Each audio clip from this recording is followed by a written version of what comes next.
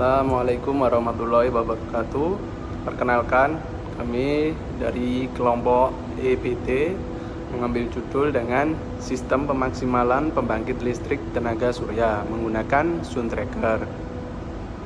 Berikut profil anggota kami, yakni saya sendiri, Ilyas Aminuddin, yang kedua yaitu Solahuddin, yang ketiga Yordanius Dame, yang keempat Muhammad Alif Al-Faturisa, yang kelima yakni Cahya Laksaya Putra.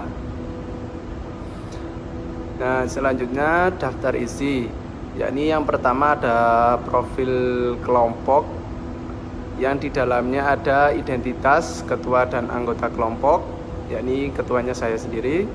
Yang kedua yaitu latar belakang dan rumusan masalah, yang di dalamnya ada alasan buat kami mengusung proyek ini.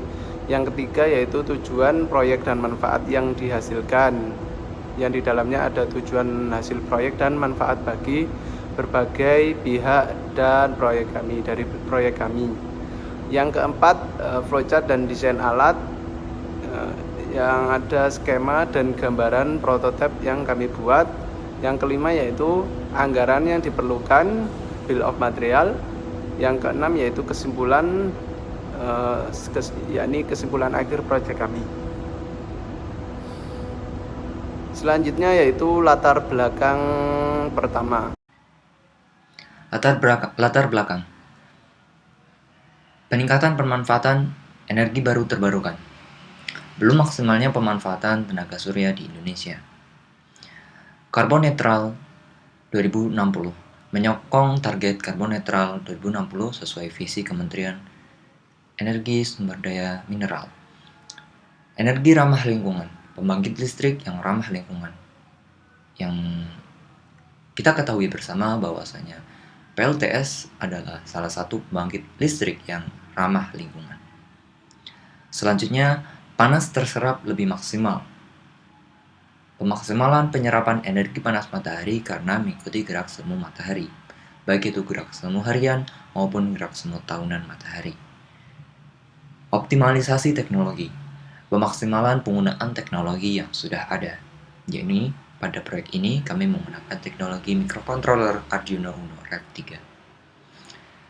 Selanjutnya, output listrik meningkat.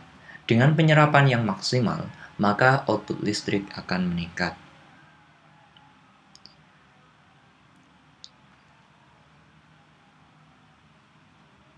Berikut bahwasannya pernyataan Kementerian Energi dan Sumber Daya Mineral Republik Indonesia bahwasannya potensi energi surya di Indonesia sangat besar, yang setara dengan 112 gigawatt peak.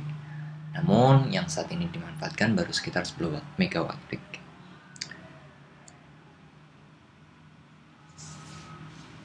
Sehingga kedepannya Kementerian SDM juga memproyeksikan semoga dan segera pemanfaatan tenaga surya di Indonesia senantiasa meningkat.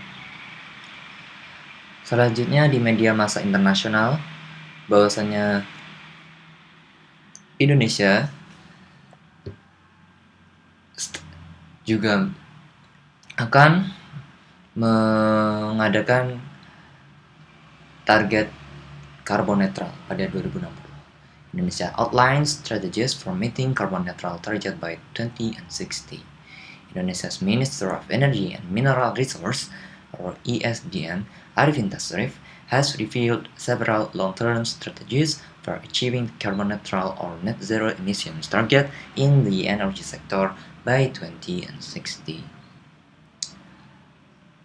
Latar belakang terakhir, yakni berdasarkan jurnal Amerika, penelitian di Amerika tahun 2017 bahwasanya oleh Husain S. Akbar, Abdurrahman S. Siddiq, Marwa W. Aziz, bahwasanya dual axis tracker menghasilkan power lebih banyak daripada single axis maupun tanpa atau fixed panel. Jadi dibandingkan dengan panel surya tetap lalu panel surya dual axis panel surya dengan sumbu ganda menghasilkan power atau menghasilkan daya listrik lebih banyak. Juga dengan proyek kami ini, kami juga mengusung atau meningkatkan gagasan tentang Go Green. Dan slide selanjutnya mengenai rumusan masalah dan lain-lain akan dijelaskan oleh anggota kami berikutnya.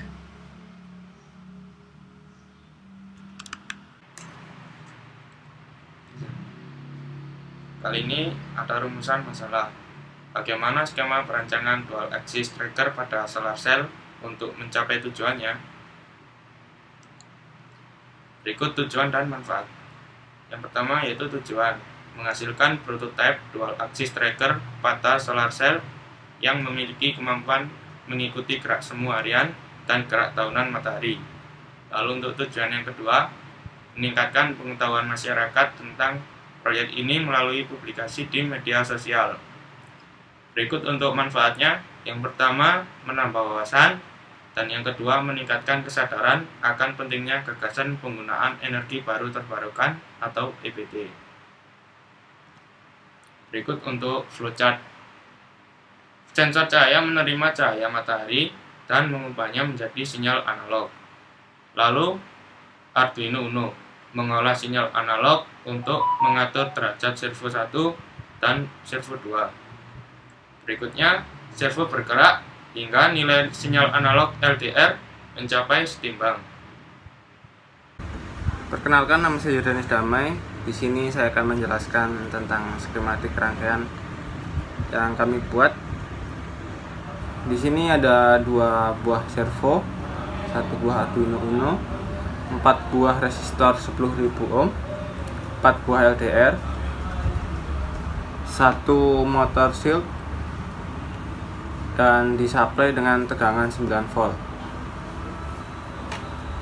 Untuk motor servo, kabel kuning ini untuk sinyal, merah untuk power positif, dan hitam untuk negatif. Dan untuk power dari Arduino dihubungkan ke 5 volt untuk kabel merah dan grounding untuk kabel hitam. Untuk LDR dihubungkan ke Arduino. Untuk kabel warna coklat ini untuk LDR bagian kiri atas. Untuk kabel warna putih bagian kiri bawah. Kabel warna hijau bagian kanan atas, dan kabel warna kuning bagian kanan bawah.